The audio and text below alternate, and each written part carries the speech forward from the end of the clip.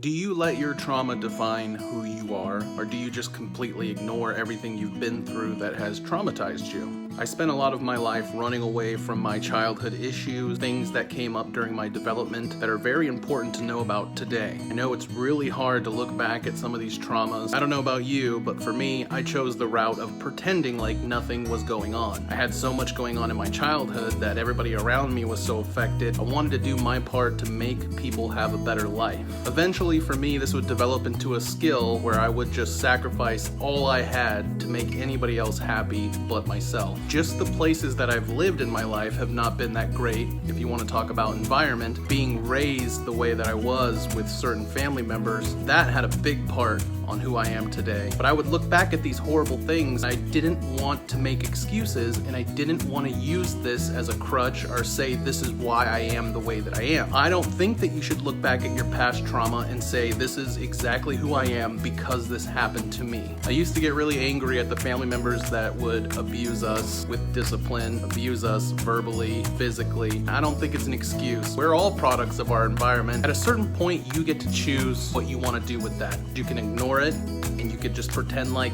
you treat people like shit, you drink too much, you eat too much, you abuse other people. All those things are out of your control because of the way that you've developed. You got a shitty card dealt to you, and it's not your fault. That's who you are for the rest of your life.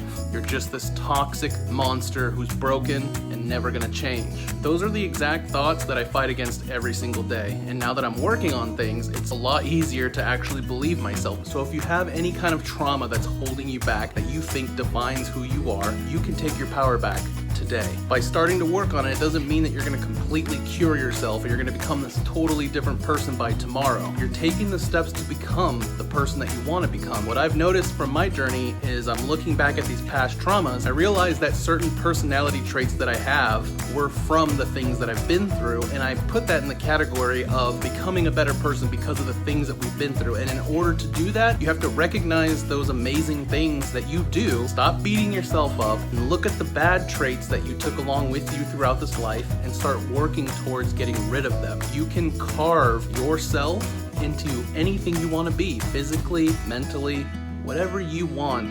The world is yours. So whatever journey you're on in this world, I'm right there with you. If you think that your past traumas define you 100% and you're stuck and you're never gonna be able to change, I'm telling you that you're wrong. I know it, because I used to be where you're at, if that's where you're at, and I'm not there anymore. I'm working hard to become the person I want to be, looking at my past traumas, carving away the traits that do not help me, that do not define who I am. The best part about that, anybody can do it, and that includes you. And I hope that you take the time to work towards your happiness and join me.